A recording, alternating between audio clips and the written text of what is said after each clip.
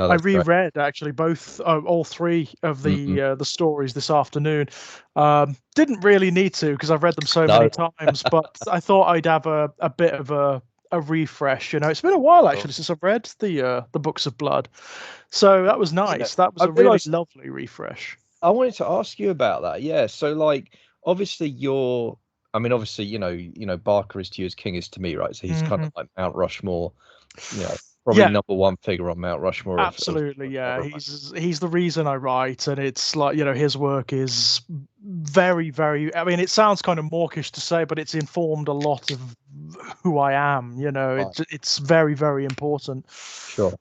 So given that, where does Books of Blood fall in terms of your exploration of Barker's work? Like, can you remember, was it the first thing you read of Barker, or had you started with the doorstep novels and then worked your way back? It's like most things, it was really eclectic. So I came to Weave World first when I was like 11 years old, and then became ridiculously, possibly unhealthily obsessed with Barker's work. As you do when you're a teenager or when you're very young. It became like one of those things that just eclipsed everything else, and I was just mad for everything Barker. So it was a case of whenever I went to the library, I would get whatever Barkers they had. Whenever I went to a bookshop, I would just hunt down everything Barker. I think I read Weave World first, and then I believe I read The Great and Secret Show, and I read Everville and Imagica. So I actually did the novels first. I didn't come to the short story collections until a little bit later, but I do remember where I got them from. It was the same copy that I have now, which is that one that's done up like a leather-bound volume with like a grotesque gargoyle on the front with the Ramsey Campbell introduction. Right. Yes. And it was it was from the local library. I picked them up from the local library, and I mean, all of Barker's books are revelations, but it was really almost like a shock how different they are from the novels, Yeah. Yeah. And were you like, so at the time you read them, how aware were you of the fact that these were like the first? Did you know when you Not read them for the very, first time? no. Right. I had very little idea, and it was also, I mean, at that time, because I was quite young, I must have been like, I read Weave World at the age of 11. I must have been like 12, maybe 13 when I read the Books of Blood. I'd only just started really getting into the fact of creators of things, Sure. so I wasn't that bothered about Right. the lineage or the bibliography. It was just consume madly, consume Sure. everything. So it didn't matter to me where it came in, like the canon or anything like that. It was just Barker stories. A short story collection of Clive Barker's. And I up until that, I mean, it's actually really weird to think. Up until that point, I had read short story collections before, but they were very few and far between. It was primarily novels, Right. Yeah. because that's kind of what was on the market back then. I mean, I don't know whether, like, do you remember like the mid to late 1990s for books in the UK? The market was almost completely novels. Yeah. No, that's right. I mean, the only time you get a short story collection would be if it was like a gigantic name. I mean, King's the Right, only one that springs Gaiman. to my mind. Gaiman, Yeah. sure, yeah. But yeah, I mean, I remember because I think, I don't. I mean, now you say it, it's interesting. I mean, I will have read individual short stories, but it may well be the Nightmares and Dreamscapes was my first collection. Yes. And that will purely be because of King's name was on the cover. And like you, I didn't at that stage. I wasn't interested in what order they came in, and that didn't make any sense to me, and I wasn't, it's just like, what's next, you know what I Yeah. mean? And maybe what's, if I've got a choice, what's cheapest, right? Yeah, Like, of course. Now that what you gives it, mention or it. what gives me the most page count for my money? That was Right, sometimes right. I mean, consideration. scarcity was a thing, wasn't it? Yeah, In terms of like what you could afford, definitely, especially if you're like a kid or a teenager. I mean, we yeah, didn't have any money. We're from working class backgrounds, yeah, obviously. We had no money to spend. Well, really, we often came across these things by accident, right? Because somebody gave them to us as gifts, or we encountered them at libraries or stuff like that. It's pure chance. It's complete pure chance that we happened across discuss these things, and that they transformed us into the people we are, right? It's very peculiar to think of it like those tiny little coincidences transforming the state, that like the topography of your mind so completely. Yeah. And making you so different from what, from what culture kind of predetermines you to be. Right. Sure. Very strange. I mean, now that you mention it, my first exposure to short story collections would have been the King short story collections, because they would have been on the shelf. They would have been there. Well, they were just ubiquitous, weren't they? Because he was. So because King was. I mean, it was the 80s, or the mid to late 80s, the early 90s. King was everywhere. He was just absolutely everywhere. But these short story collections really defined for me what that means. They became the benchmark of what, I mean, you can see it in you really can see it in my writing, like the framing device that Barker uses here, where you've got the Book of Blood, the concept of the Book of Blood, which is the first short story in the collection, and then that story it overarches all of the others. It provides a framework for all of the others, and then at the very end of the last volume, you have the second Book of Blood story, which tops and tails the whole. That framing device tops and tails. I do that too. I've sort of taken that on board, and I really like the idea of short story collections that have overarching themes or that link their stories together somehow. So every short story collection I've written, which is 4 now, they all do that. Every single one of them does that in some particular way, and that's because of Barker. It's because of these books. And it's one of those things, isn't it, where it's like you kind of, I think it's maybe it's easier to appreciate with adult eyes than a teenager, just how ambitious that is. And actually, bonkers, as a writer, like how much harder it makes your life, right? Yeah, I mean, even something. I mean, like, because the frame for Books of Blood is interesting because it's so.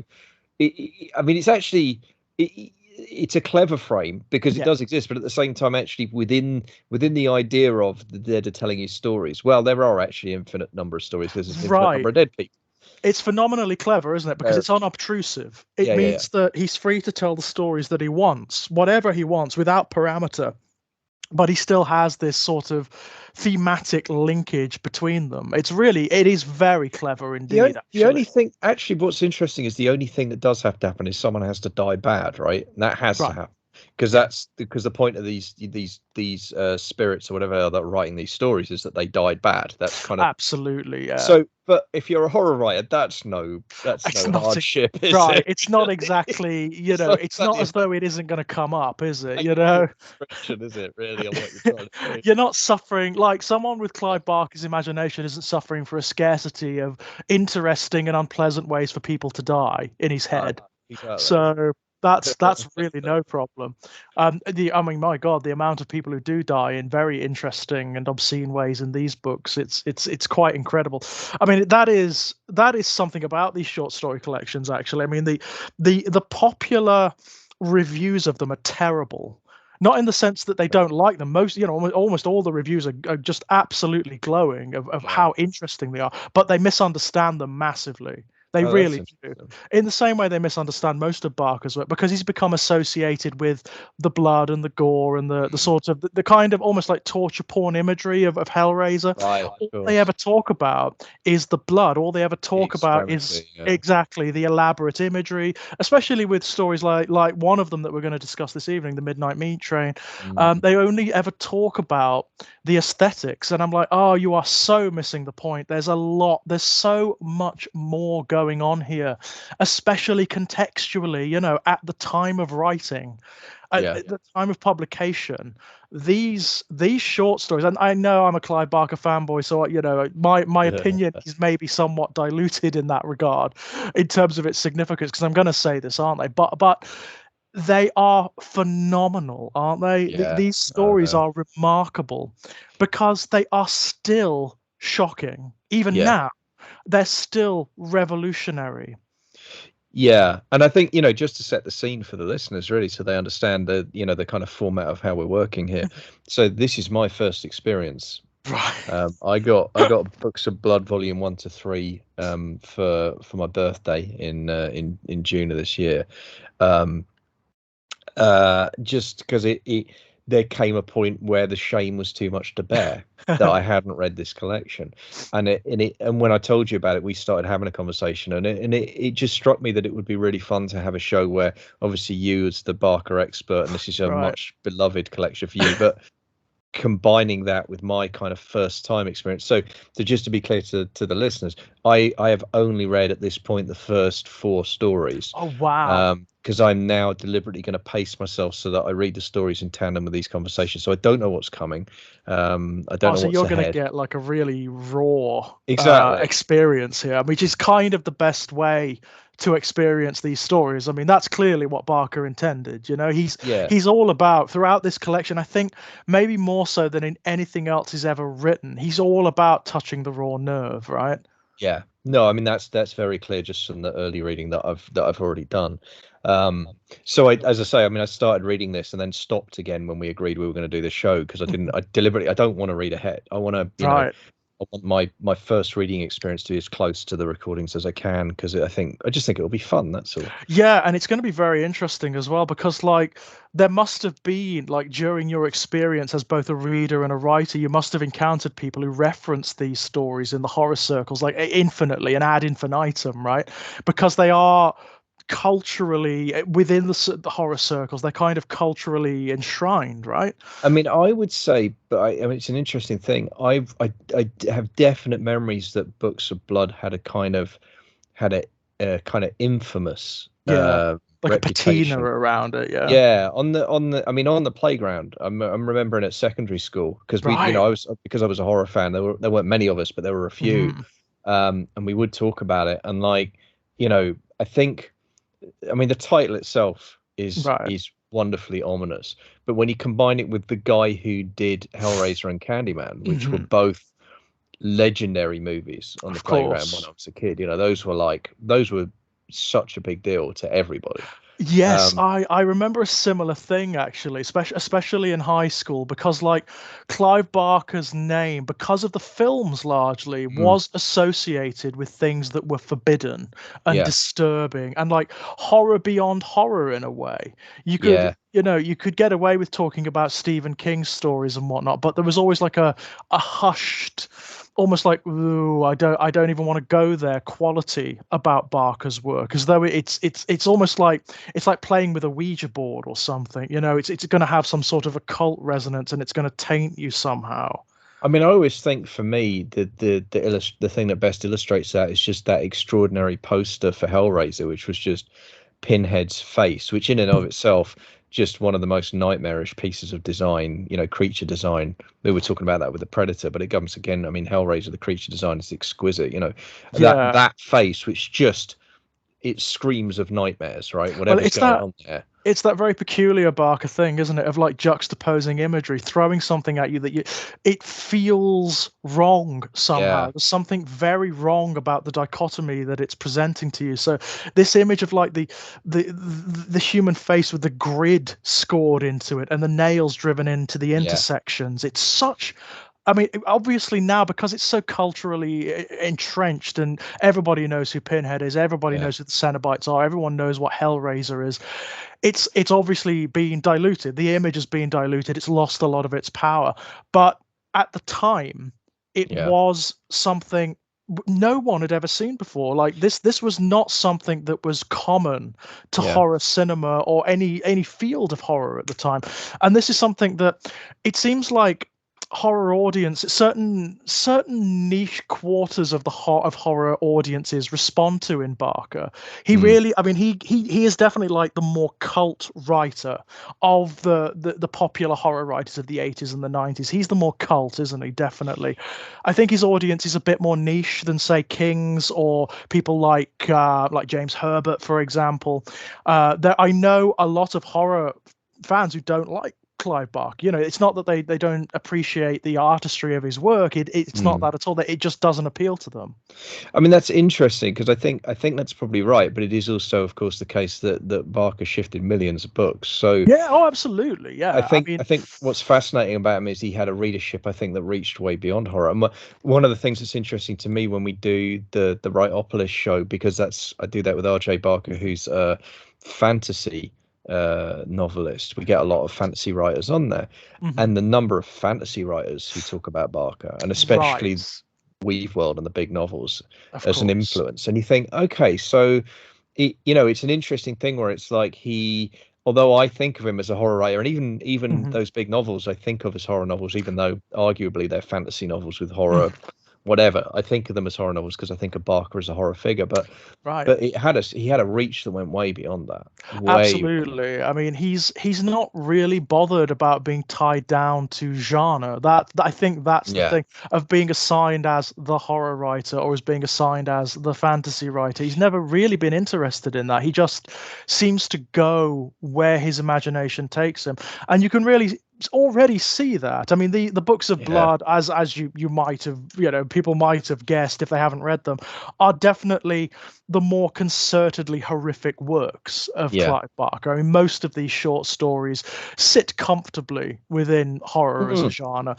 But they also, you can already see him transcending that. You can already see that these are not the kinds of horror short stories that were doing the rounds at the time. They're so deviant and so strange and so out there. Like, you can see the influence of other writers, that's for damn sure. You can see the influence of people like Ramsey Campbell, Edgar Allan Poe, M.R. James even, but he's not interested really in emulating them or being bound by the traditions that they created. So he is not going to give you a by the numbers horror story. He will often give you lampoons of familiar tropes and familiar ideas. Like, I mean, the opening story, the framing story, the Book of Blood, it's ostensibly a ghost story, right? Yeah, no, well, yeah, it absolutely is a ghost story. But it's got it's got a team of paranormal investigators at an ostensibly haunted house. But even that, from the very beginning, is undercut. It's undercut by this metaphysics that he draws. So in any traditional story of its type, it would start from the perspective of one of the investigators, right? It doesn't.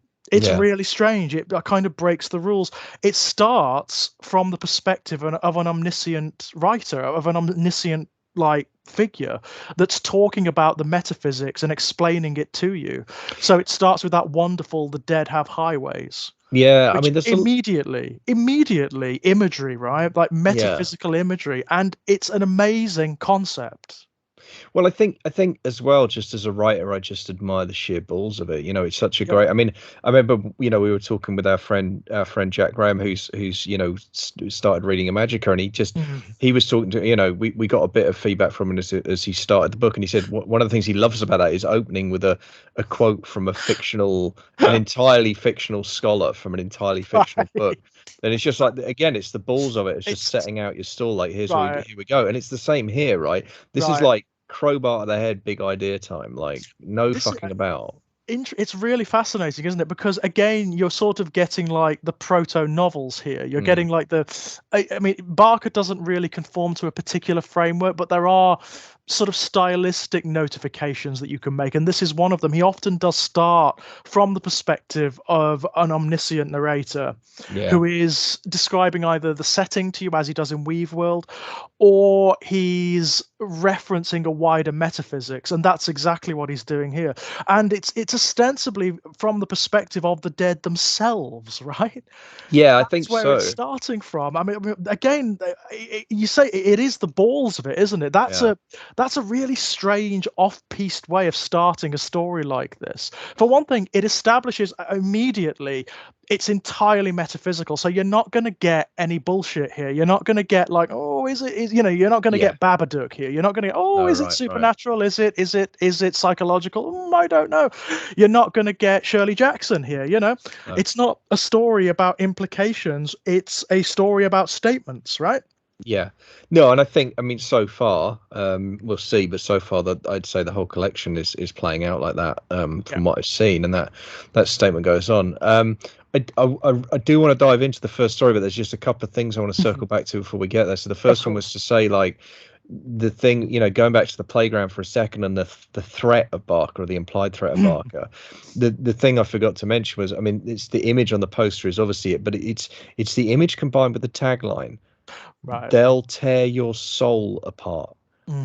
You know, there's something about that statement that suggests like we're going beyond blood and guts here, kids. Yeah. This is something else. And again, you know, with a young kind of early teenage mind engaging with that tagline felt threatening. You know, it felt sinister absolutely. on a level that even like you know your Friday the 13th and Elm Streets couldn't really touch. I mean, Totally. Freddy was scary because he could kill you in your dreams, and that's scary. But that it'll tear your soul apart. That's next level, right? Because that's like we're going, you know, we're going beyond flesh and bone here. We're going to dig a lot deeper. It suggests a state of being where it's going to get even worse, doesn't Yeah. it? It's not the case that these guys are just going to kill you in inventive ways, which ultimately most of the horror icons of that period, that's what they provide, isn't it? They kill you in interesting ways, and that's kind of it.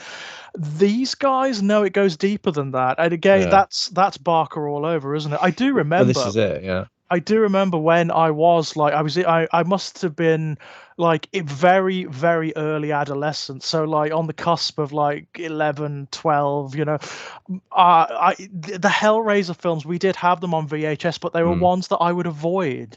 Because some of the very few that I would actively avoid because the imagery in them would freak me out. You know, it really would freak me out.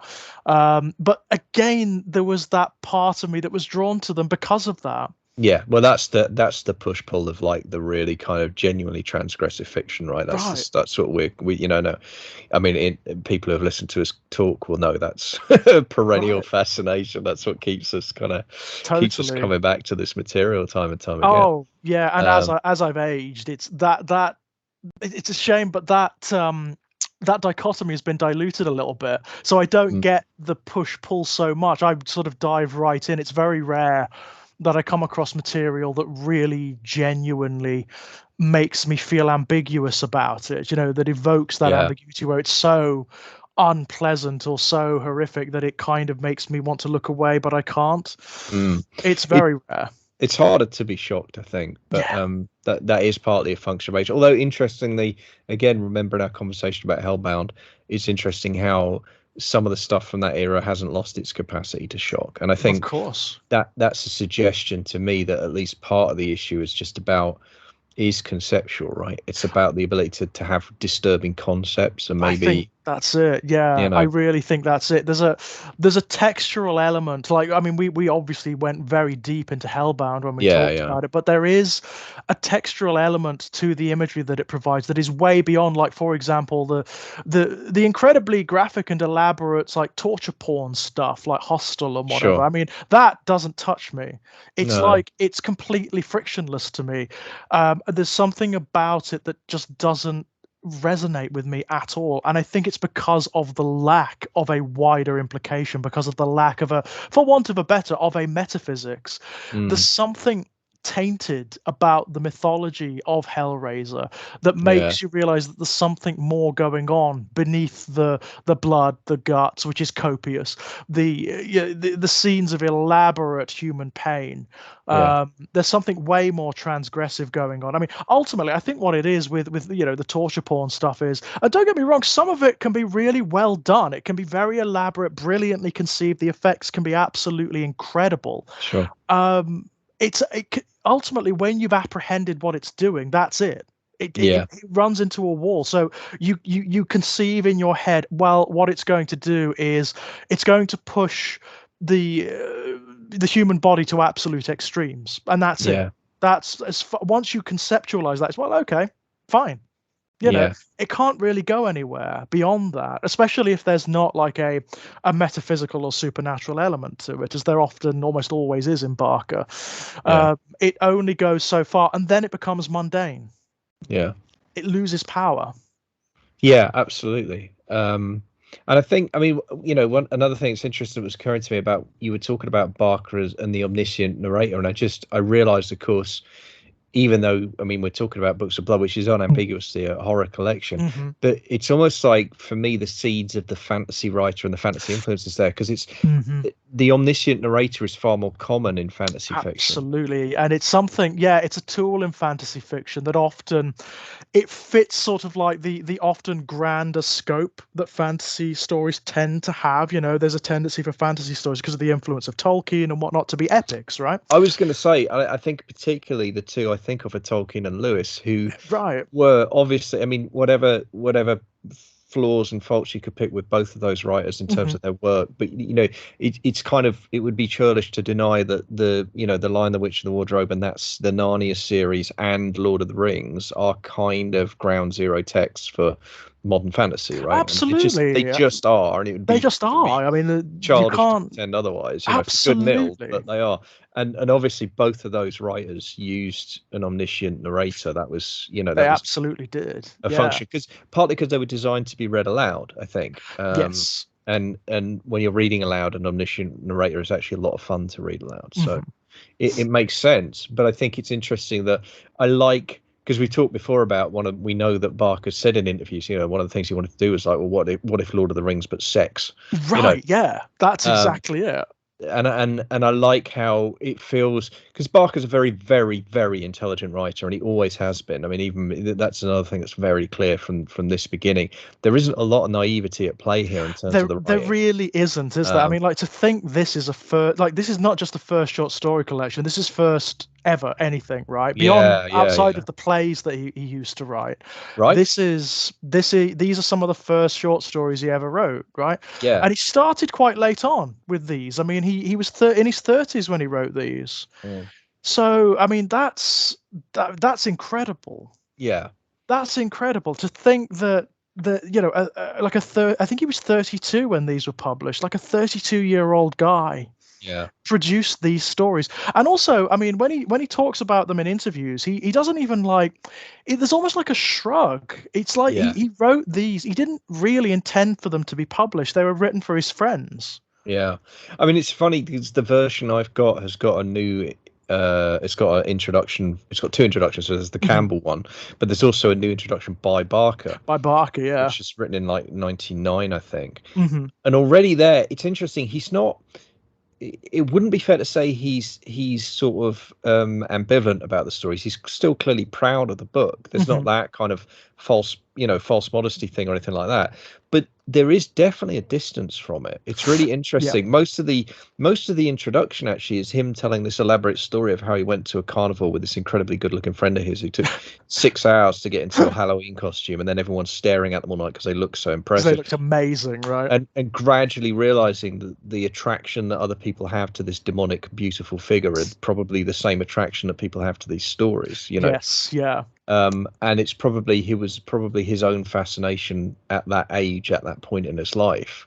You can see it. The driving force to write it, and what I love about it is it's fascinating because the introduction is kind of like it's Barker going like, "Yeah, I'm not there anymore. This isn't the kind of thing I write anymore." But I did, and I was. Absolutely, yeah. He's drawing like a distance, and not a critical distance. He's not being dismissive of his own work or his younger self at all. No. But he acknowledges that he is not the same guy anymore. A lot of water has passed under the bridge since then, and he's written a lot more, and he's experienced a lot more.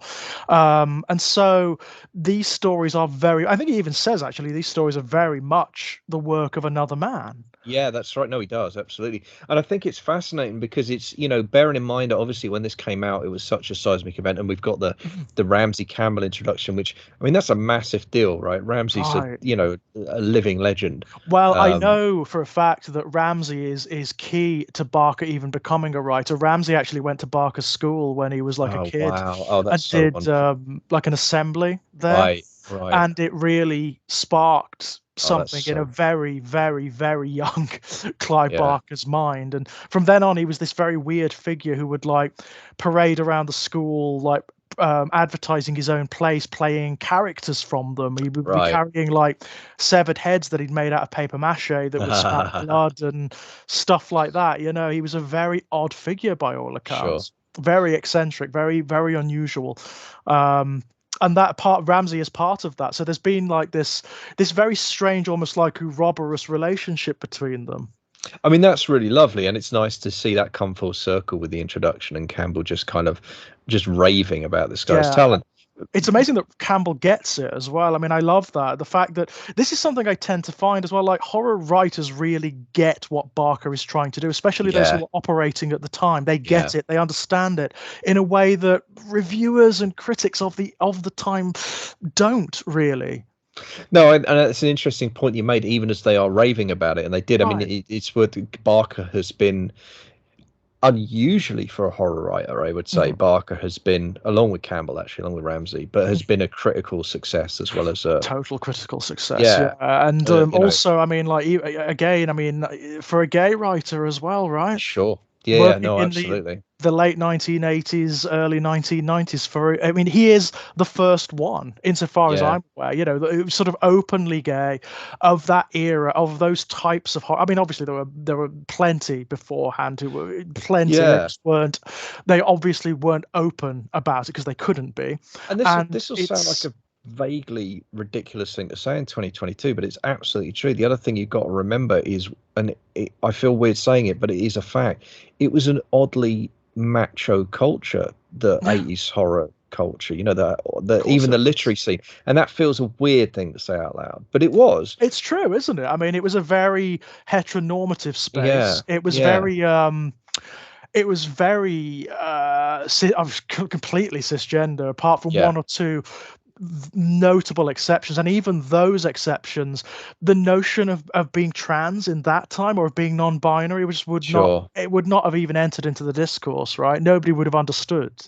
Oh no, I mean, outside of certain like havens in maybe like San Francisco, New York, New Orleans, maybe, and maybe London, probably not Manchester. Do you know what I mean? Not like Manchester at that point. You know what I mean? Like, but yeah, absolutely. For the vast majority, it's kind of like, if you're lucky, what you get is baffled incomprehension, right? That's about the most. That's the most positive reaction you can hope to get. And then you've got this guy coming out of nowhere, coming like literally out of I mean, not less than nowhere, right? At the time of the writing and the publication of the Books of Blood, Barker was destitute, right?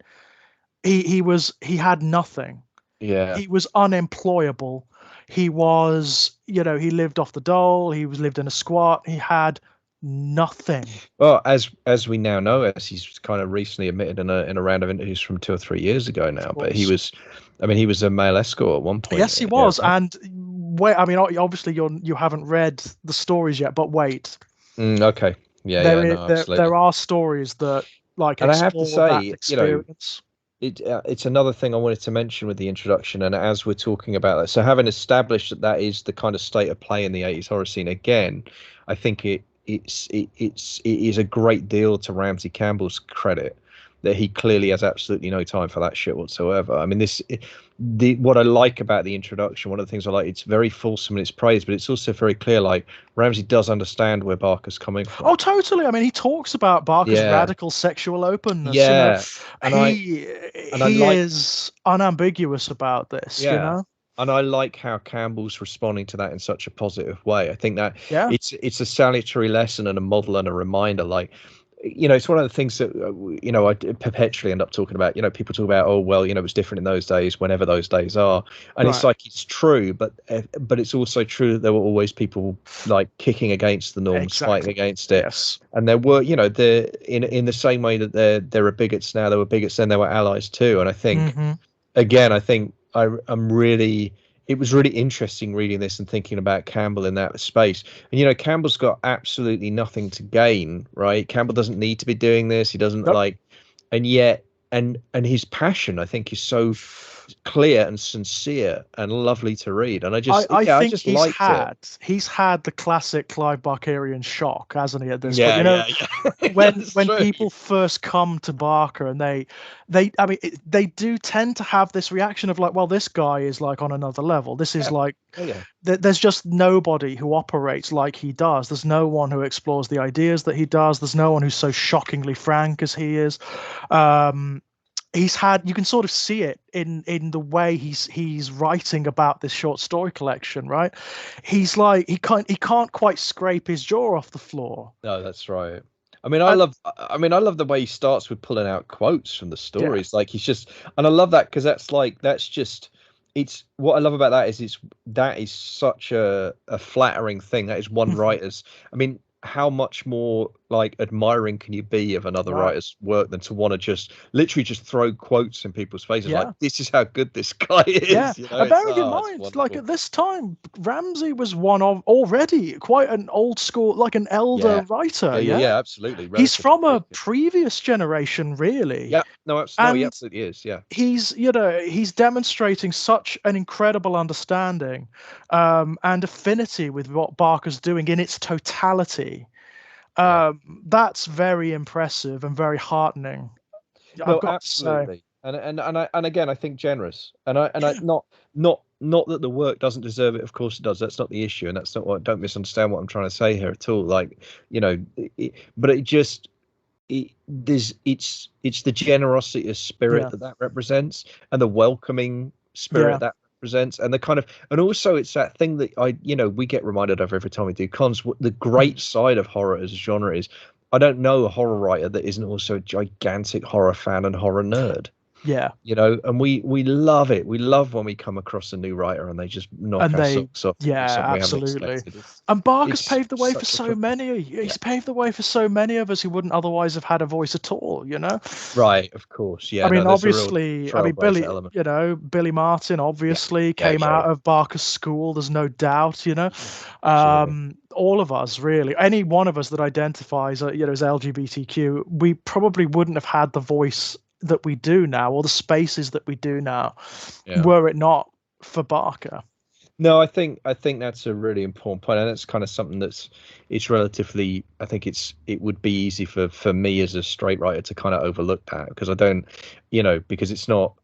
And I don't mean this in a rude way, but obviously Barker's sexuality is a matter of total irrelevance to me. Of course, right? Because it's just in the same way that Stephen King's is. I don't get, like, it's not right, but obviously that's our different positionality, right? That's and I completely understand, and it's a point well worth making. Like, I mean, we won't be talking about it tonight, but there is one of the short stories in here that actually, it's a strange thing. The Books of Blood, they are not overtly homoerotic in any particular way, most of them anyway. They very rarely feature LGBTQ characters, although one or two of them do, and yet they are so clearly the work of a gay writer.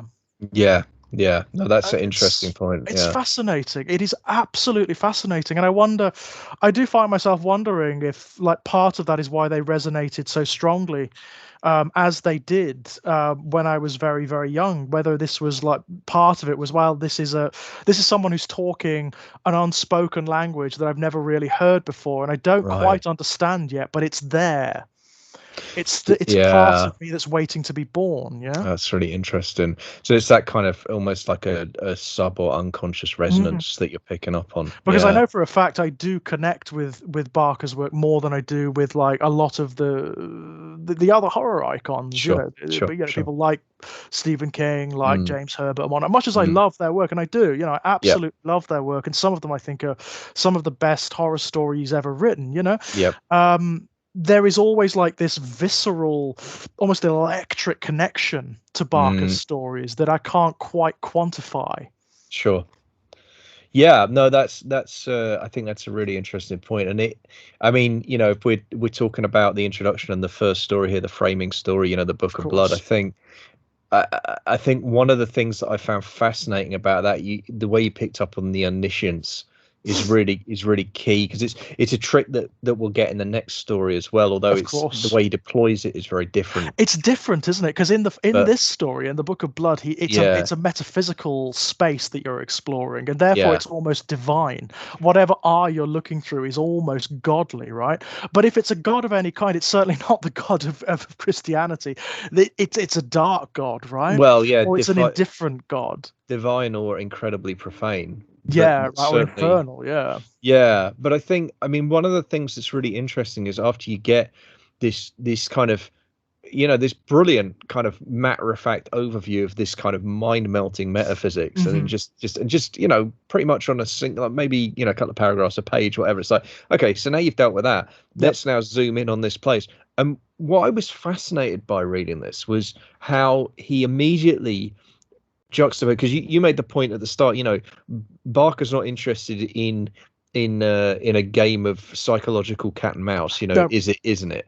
No, he's no, like, yes, it fucking is, and here's what it looks like, and statement. let's It's get on with the all story. Yeah. about statement. He's actually said this in interviews before, that one of the things he has wanted to do, and it's not that he doesn't have appreciation for like the subtleties of people like Shirley Jackson and whatnot. He actually really loves those horror stories. It's just not what he wants to do. What he's interested in is dragging what's in the shadows, kicking and screaming into the light, so you can see it for what it is, right? Yeah, absolutely, and I love that. I mean, I think that is one of the things that appeals to me about his whole approach. But I think that what's nice in this story is you get those metaphysics, you get that and then he immediately slams into this fraudulent psychic. Right. So it's like this guy's sitting on an actual crossroads, and you think, okay, so I guess that, and then he says, oh, and he's a complete fraud. Oh, by the way, that he actually he sells you the spiel, doesn't he? He sells you the spiel where you've got this psychic investigation team, this paranormal investigation team, and this medium who apparently is experiencing what you would expect someone who's situated at a crossroads of the dead to experience. Only he throws that wonderful spanner into the works, that wonderful ambiguity, which is he's a fraud. Yeah. He's a conscious fraud. Great. And he's not only a conscious fraud, he's almost like, it's almost like it doesn't even mean anything, right? It's a game. He's not even doing it for money as such. It's like, there's something almost narcissistic about it, isn't it? This guy, this grubby little guy, is doing it because he's enjoying the thrill of it.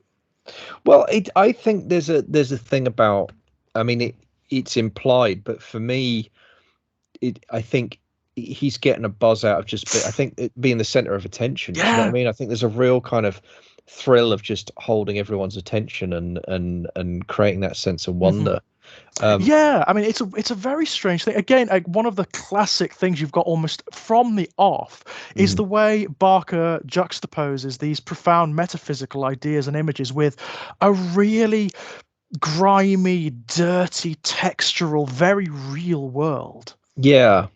Like, he's very good at texture, isn't he? Like in his prose, when he's describing the real world, it's the 1980s, right? It's 1980s UK, so it's largely derelict, it's falling apart, it's dirty, no one has any money, everyone is on the breadline.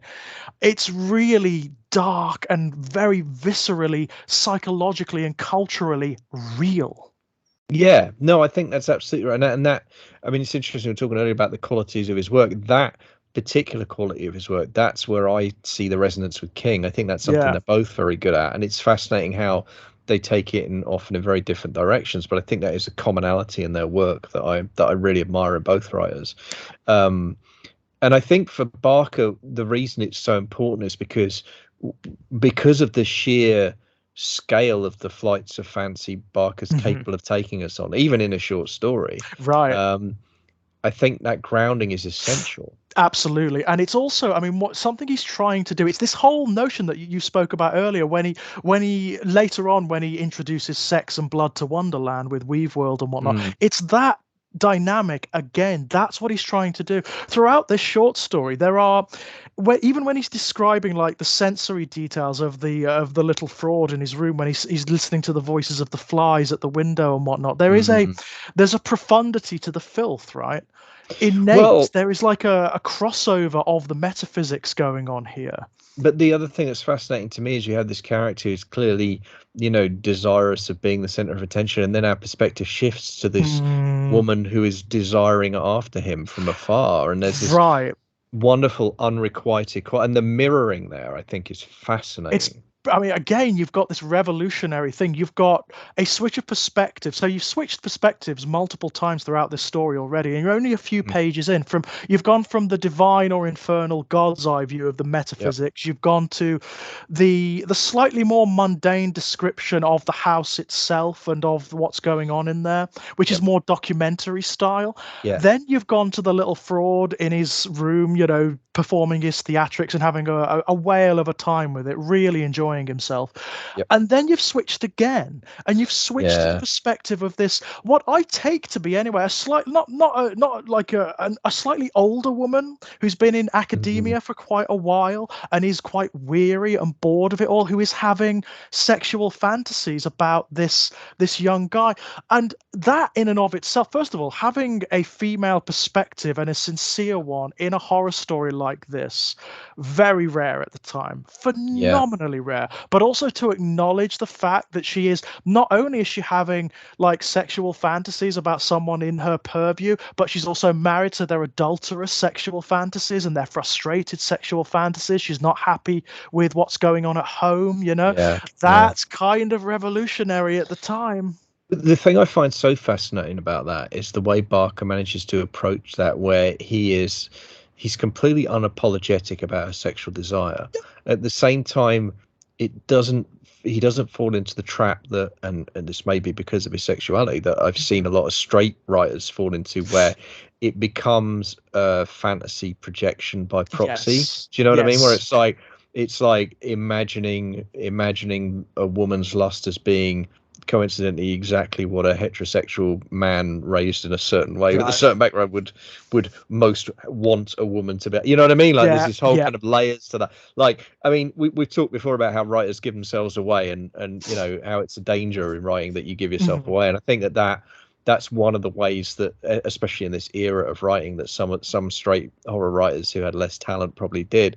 But Barker, for whatever reason, I was so impressed by how real her sexual desire feels. Yeah, it feels very sincere, doesn't it? It feels does like feel sincere, but what's impressive is he walks this line where it neither feels kind of cute and unreal and a kind of fluffy, nor does it feel sordid or grubby or anything like that. It's so really interesting, natural, isn't it? Yeah, it's so like this is what happens, right? This is what human beings are like in general. This is what we are like, you know. We have sexual fantasies and romantic attractions, you know, and flickers to people in our purview, because that's what we are. And he just seems to acknowledge that. But beyond that, he then marries that to the metaphysics that's going on. It's her sort of frustrated, complex attraction to this guy, her arousal and everything that's connected to it, that forces open the way into the highways. So it's Eros and Thanatos, right? He's just throwing them together, just clashing them together in this really apocalyptic, clever way. And then, of course, literally all hell breaks loose, right? Oh, literally all hell breaks loose, and it's very interesting as well that her arousal is juxtaposed by the boy who is also aroused, but over nothing. He's aroused over, it's idle, right? It is totally masturbatory. It's completely idle. Well, I think he's high on his own supply. I think it's narcissism, right? That's it, right? That's it. So it's impotent, right? It's Thanatos again. It's almost like there's an unspoken ritual happening. Being completed by them here. And married to that, of course, you have a lovely detail, the fact that the dead are pissed off. They're annoyed by this guy. And they want to tell their tales. They want to confess. They want to have this expression, but they can't. And this guy is essentially making fun of them. So they're hammering on the door from the other side. Yeah. And it's really interesting because I think what you see here are themes. I mean, bear in mind, we are talking about like a 10-page, 12-page short story. It's a very short story, isn't it? Merely meant to be a framing device for the 6 volumes to follow, right? We are seeing themes here, themes around female sexuality that he'll develop through Weave World, through Imagica, through Great and Secret Show in many different ways. But that's something that will come back. That's a constant thread of interest for him. We've got, the way you talk about that, right? Desire opening the door to hell. I think we're going to come back to that, Mr. Barker. I think that's a theme that might end up cropping up in a couple of your most iconic works. One might think that's a preoccupation. Here we are at ground zero. Here we are at the first short story in the first short story collection, and all of that is happening. And for me, one of the things that I found incredibly impressive about this, it is slight. I mean, in terms of word count, it's a slight tale, right? It's just the sheer the sheer volume of fucking ideas. It's florid, isn't it? I mean, it's just florid with ideas. I mean, there's more going on in these, like, what, 10, 11 pages than in most short story collections. There's I think part of it is, it's this running characteristic of just being completely unabashed. Whatever he is interested in, whatever comes up, whatever he feels in his gut is right, or that's fascinating, or that's poetic. It's going down. It's getting in there, right? He's not second guessing himself. He's not thinking, oh, well, this is a bit too florid, this is a bit too poetic, this is a bit too highfalutin for the kind of stuff. Because you do find that in horror writing, don't you? You do find there's like an inverse snobbery that happens where people are a little bit afraid of exploring the bigger ideas, or the ideas that occur to them, because they don't feel as though they belong to them. That belongs to higher minds than me. Where Barker's saying, fuck no. I also think you explore what you like through your work, through your imagination. That's what it's there for. I think it can also be a symptom specifically of British, or maybe especially English horror. Mm-hmm. And by the way, I just want to preface what I'm about to say. I've got nothing against quiet horror as a genre, for example. I've got nothing against kitchen sink horror, that kind of thing. I think it's all valid, it's all important, it's all good stuff. And there's a lot of readers, a lot of writers who write the kind of stuff that I admire deeply. This is not implied as a criticism, but there is a tendency that I see a lot, because I read a lot of British horror, especially short stories at the moment, with the work I do for Ginger Nuts and various other reasons. Of course.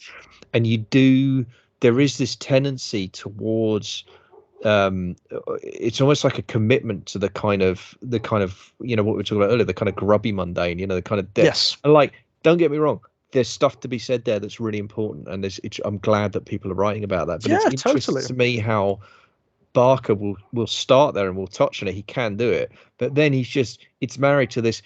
And the other thing that's fascinating is there's this scale of the ideas, there's the volume of ideas that we've talked about, and also, like, it doesn't feel crammed, it doesn't feel rushed, it doesn't feel like it doesn't lose itself, does it? Like, impressive. It doesn't flounder, it doesn't lose itself in this swell of ideas. I mean, and also, I mean, it does play with a wider ambiguity. Like, for example, the wider metaphysics. So the dead have highways. Well, okay, that isn't tied up at all. No. So you don't know where the highways go, especially. There is this great resonant implication that the highways go on forever. Well, I was going to say, it feels like motion without destination, right? Yeah. It feels immediate, but you're right, this is all implied, this is all just me after the fact thinking about it. It feels like circuits, it feels like an infinity, it feels like a what's it called, a Mobius strip, right? Absolutely right. So it's almost like the implication is that whatever afterlife exists is it is not what you'd expect from mythology. It is moribund, it's pointless, it's just this, it's almost like an afterbirth or a byproduct. The metaphysics is itself moribund, and that saturates the tone of not only this story but the others as well. The other thing I get from this short story and most of the others is it's the same thing you get from Pinhead and the Cenobites, this sense of weariness. And it's not a weariness that saps them of energy, far from it.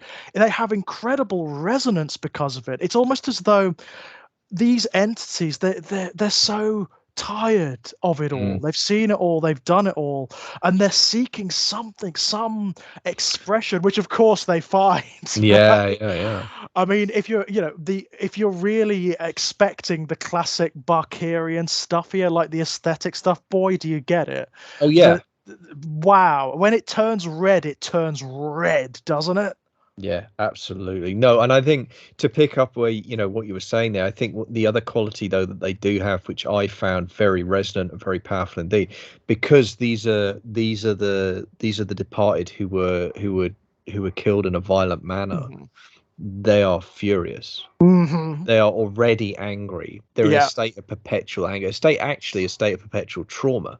Yeah, that's it. And now they have an opportunity to vent that. And what's fascinating is, how does Barker imagine the imprisoned dead of who have lost their lives through violent means? How does he imagine they will express their anger? Well, yes, through violence, through blood, but also through telling their story. Through confessions almost. And it's fucking hell, man. This is good shit. And This it so is, right? And for all yeah. the ostensible darkness of the story, the implications of its metaphysics and whatnot, it does end on this weirdly not upbeat but almost bizarrely hopeful note.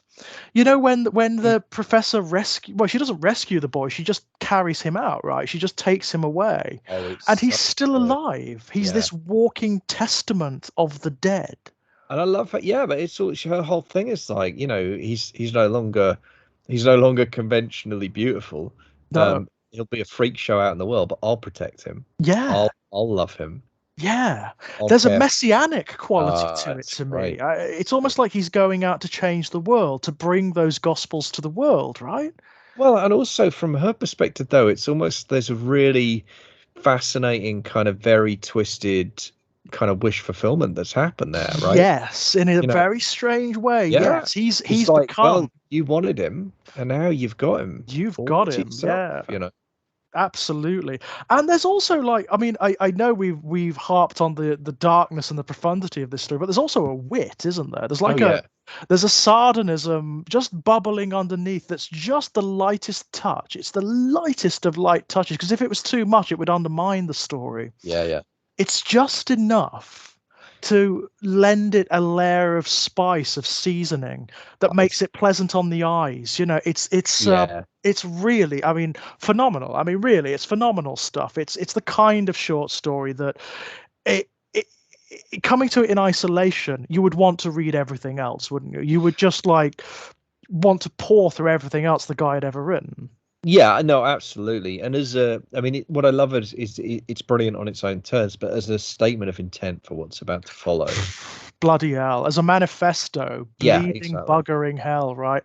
From this guy who, again, I think he was like 32, 34, so around that age when he wrote these. And, you know, for coming from nowhere, not really having overt intentions for the stories beyond showing them to friends. It's like, what the fucking hell? Where did you come from, man? What straight? I mean, it's the kind of thing that almost feels religious to me. You know, it's an experience that kind of makes me think maybe there is some poetry to existence. Maybe there is some divine, I don't know, principality of art, of creation, of imagination that sometimes makes things come good. Yeah, and I think as well what's fascinating to me, I mean, obviously I didn't read this in 84 or 94. I'm reading this for the first time in 2022. So a lot has passed since then. But here's the thing, it still feels like a breath of fresh air. I know. And that speaks to something, I think, in the prose, because I feel that way about Weaveworld and Imagica and those big door. Part of what makes those big doorstop novels to me so incredible is, as dense as they are in terms of mythology, metaphysics, ideas, they are lethally readable. They just they dance along. They invite you to dance with them. They're just beautifully written. Yeah, they on are. A sense level. And this it's got that same thing. And there is something I can't put my finger on about Barker's prose. I can't get all the way down to the root of it. That it's light on its feet, and it invites you in. It invites you along, and it's just so wonderful. It's just great. He's one of those great readable writers, isn't he? Where you just can't, and it's not readable in the same way like King is readable. And King is like the high god of readable writing, isn't he? You know, you read, you know, you sit down with one of King's doorstops, and you're halfway through, right? You just zoom through because of the way that he writes. It's colloquial, right? It's colloquial.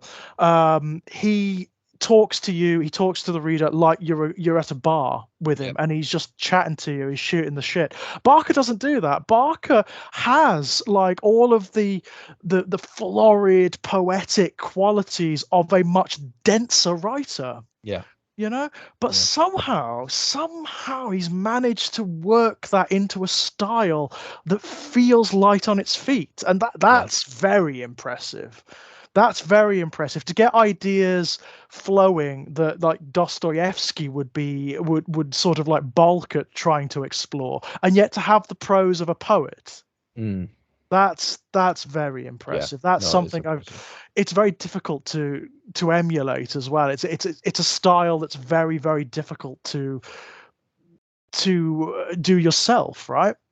I mean, I don't. It's interesting, isn't it? Because I don't know how much of it you could get from. I mean, I'm sure you could. I'm sure if you're an expert on style and stylistic analysis, you could get some of the way there.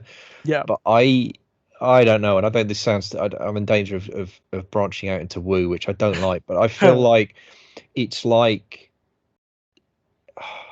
it's something. I think there's just something about. I think it's just something about the contours of Barker's thoughts. Yeah. And how he expresses them that is just him.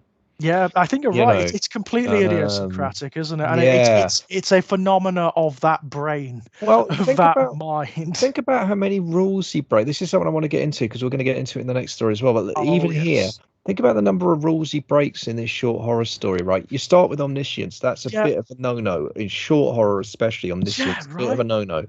Third person close or first person. But this third omniscient thing, no. Nope. Then we get head hopping. Yeah. Like that's a massive no-no. Oh, readers won't understand that. Size, it's like you just don't do it, do you? It's one of those things, like in a creative writing class. You'll lose people's focus. They won't know who's talking. They'll get, and it's like, and he just does it, and it's hard to tell. Is it naivety on his part that just says, "Well, I don't know, I can't do it, so I can do it," or is he going like, "No, fuck you, I'm Clive Barker, I can do what I want." I don't know, but I get that it's just him feeling the way the story goes, right? Yeah, I don't think it. I get the impression that he was incredibly naive when he was a younger man, with regards to things like, what stylistic templates are and all of that gubbins. He wasn't that bothered about them, and he just wrote what came, what was there. I mean, if you're right about that, if that's correct, this is, Barker is not a very good advertisement for writing school, is he? No, he is not. I mean? You're absolutely right, because if he would have been like, in the same way that David Bowie would have been kicked out of like a musical school, right? It's exactly the same thing. Made it past round one of Pop Idol. That's for damn. Absolutely right. It's the same thing. Barker would be like, he would fail like a literary course, right, or a creative writing course, because he just doesn't conform to any particular rules. He just allows himself to feel the story and run with it. And it's part, I mean, we harp on about this a little bit on this show, but it's true. There's a sincerity to what he writes. There is this incredible visceral sincerity where he wants you. It's not about oh, look how clever I am. It's not ego swelling. It's about, I want you to understand. It's almost like he's grabbing you, and it's like, I want you to understand. I want the world to be different, and I want my stories to open your eyes and your mind a little bit. Well, it's also, I mean, especially in this one, I think the next one might be slightly different, but in this story, I really don't even feel like, it's not even like I'm trying to scare you. No. It really isn't. It's like, I'm just trying to get you to see. I'm trying to get you to see what I see here, Yeah. And that kind of insistence and that kind of, I don't know. It's really, because, I mean, again, for me, the fascinating thing is reading this book that I know is like, Christ, almost 40 years old now. Yeah, right. And it genuinely does. It feels like a breath of fresh air. It feels like something new. It feels like something, and that's, and you're right. Of course, I can see now. I'm kind of, as you'd expect me to do with my writer brain, I'm kind of retroactively mapping it against things I've read that I know come out afterwards and going, okay, so that's post Books of Blood, right? Yeah. So you can see the influences, right? I see the influences, but it doesn't change the power, because the thing is, like, you can be influenced by Barker, and I think we both are as writers. And I think if you're a writer and you're not influenced by Barker once you've read him, I'd question why not, because he's one of the greats. Why wouldn't you be influenced by Barker? But there's a difference between being influenced by Barker and in any way, and this is what the point you were making earlier, like any even attempt to emulate exactly what he's doing. Like, what's the fucking point? You are going to fail, right? What is the point? How? You're going to fail. It's going to be watered down Barker. I mean, that's something I'm very keen to avoid in my own writing, because I'm very keenly aware of the influence of Barker on my imagination, and I don't want to be Clive Barker. That's not what I'm about. It's But you want to honor the legacy of Barker by carrying the ball forward, right? That's it exactly. Yeah. And sincerely hope that I do to a certain degree. But it's fascinating to see how powerfully influential these short stories have been in horror writing down the decades. And yet, as you say, I mean, I'm very familiar with these short stories now. Obviously, I can't even tell you how many times I've read these collections, but every single time I come to read them, it is like a breath of fresh air. You still find ideas and concepts and means of expression that are not being done, that have never been done before. And it's like, wow. I mean, like, as a manifesto, as a mission statement, these collections are insane. They are so powerful. And there's a line, I mean, just to kind of put a bow on that whole kind of chain of thought. Like there's a quote on the back of my copy of Books of Blood volumes 1 to 3, which I absolutely love. So we all know the famous kind of King, I've seen the future of horror, which is a great quote, right? Especially because it's echoing I've seen the future of rock and roll, and his name is Bruce Springsteen. And of course, it kickstarted Barker's career. That is what made Barker's name. That's what made him, saleable and whatnot. So good on Stephen, right? But the King quote on the back of here, which I think is actually even more apposite given what we've just been talking about, is what Barker does is make the rest of us look like we've been asleep for the last 10 years. Amazing, right? And he is right? Yeah. He is correct. When got a point. Pick up any random collections of short stories that are being published contemporaneously with the Books of Blood, and they just don't measure up. That's the truth of the matter. In terms of in terms of technique and style and whatnot, they might be perfectly excellent at what they do. But in terms of the ambition, in terms of the ideas that they're willing to tackle, and the places they take the horror story, generally, they're not even close. No, I agree. This is kind of next level stuff.